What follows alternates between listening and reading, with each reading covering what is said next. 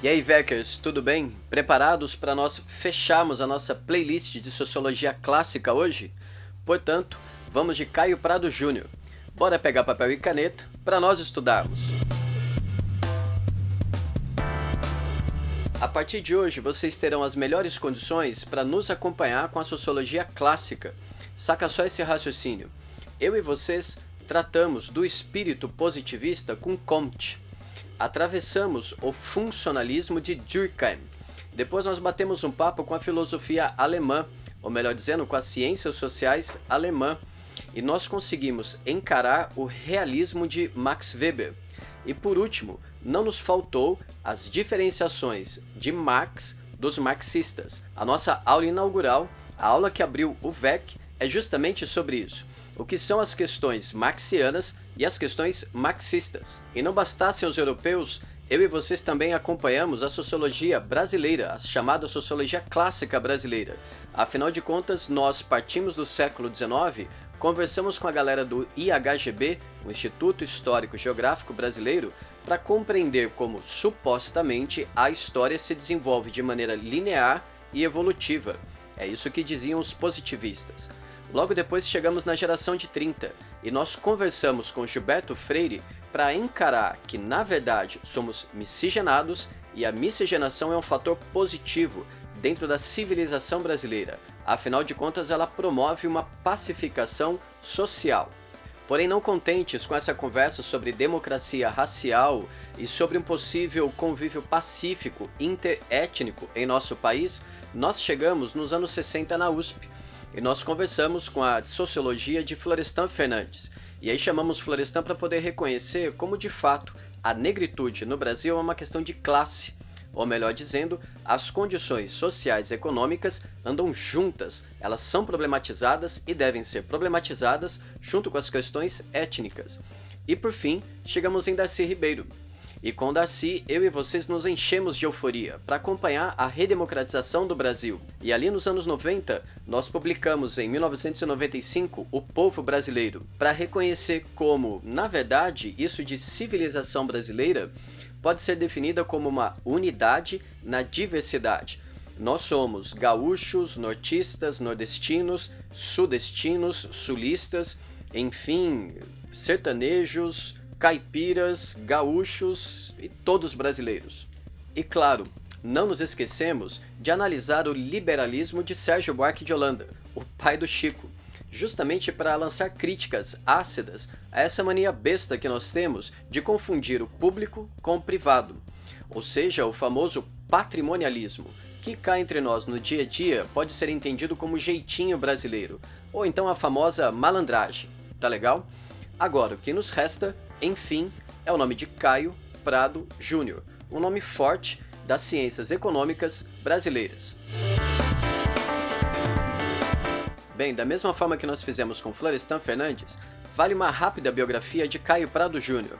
Afinal de contas, ele foi a ovelha negra da família Prado, uma das maiores cafeicultoras do estado de São Paulo na segunda metade do século XIX. E de formação humanista, esse geógrafo e também historiador conheceu bastante as nossas realidades locais para poder desenvolver toda a sua teoria crítica. O Caio não é o primeiro marxista brasileiro, né? Você tem outros marxistas, o próprio Otávio Brandão vai escrever Agrarismo e Industrialismo e escreve na década de 20.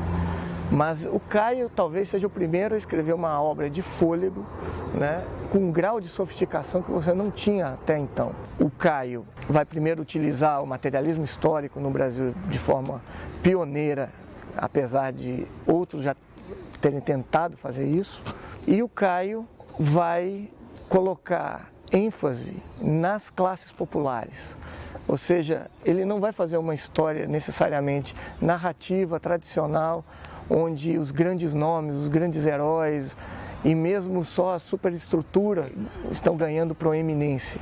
O professor Pericaz tem sido um grande comentador e também um grande atualizador da obra pradiana hoje em dia.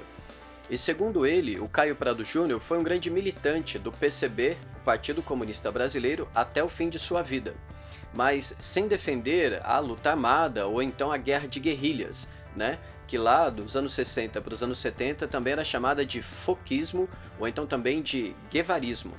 E por esse motivo, além dele ter sido hostilizado pela sua família, afinal de contas era uma família aristocrática e ele marxista, ele também foi bastante hostilizado dentro de setores da esquerda, porque afinal de contas, ao não concordar com a luta armada, ele seria um nacional reformista ou então até mesmo um pequeno burguês. Caio Prado também foi o editor da Brasiliense, que foi uma editora bastante importante ao longo dos anos 80, na tentativa de disseminar livros populares, a exemplo da coleção Primeiros Passos, que imagino que vocês conheçam, são livrinhos bem pequenininhos assim, que explicam o que é política, o que é cinema, o que é anarquismo e por aí vai. Essa coleção não fez só a cabeça da minha geração ao longo dos anos 80, mas contribuiu bastante para a popularização de ideias políticas ao longo do nosso processo de redemocratização. Além disso, a Brasiliense também foi responsável por difundir grandes obras conhecidas dos setores de esquerda, e muitas delas ligadas ao imaginário, ao ideário político da Revolução Cubana, que de fato marcou grande parte da história da América Latina durante a Guerra Fria. Então, obras como Fidel e a Religião, de Frei Beto, ou então Meu Filho Che, que é, como o próprio nome diz, é uma biografia escrita pelo pai, então tem um tom bastante afetivo e pessoal.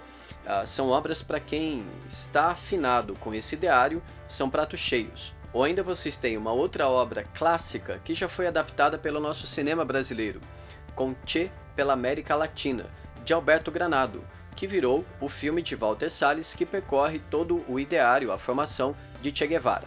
Tá legal? Bom, eu acho que por enquanto vocês já têm um repertório bastante suficiente para poder seguir adiante e conhecer melhor a obra de Caio Prado Júnior. Em outras palavras, ele pode ser um bom exemplo do que a gente costuma chamar de um intelectual orgânico, isso em termos gramscianos. Antônio Gramsci foi um teórico do marxismo, um teórico italiano do marxismo, que levou em consideração a importância dos intelectuais saírem da sua torre de marfim e se engajarem, se comprometerem com causas sociais.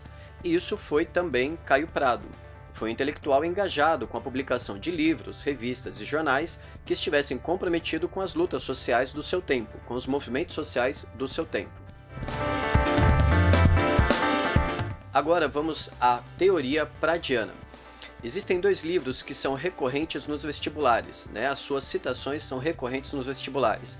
São eles A Formação Econômica do Brasil, de 1942, e A Revolução Brasileira, de 1966.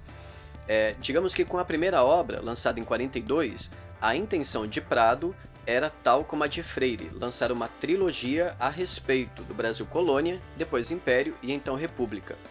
E nessa obra, na Formação Econômica do Brasil, nós temos um olhar marxista sobre a nossa história colonial.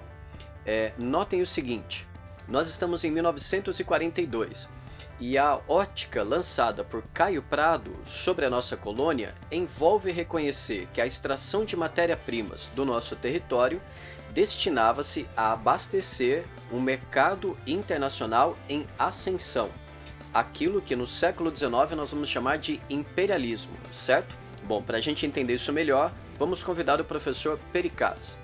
E vai mostrar também a transição desse sistema colonial que nós vivíamos para o período do imperialismo e como o imperialismo então vai começar a atuar no Brasil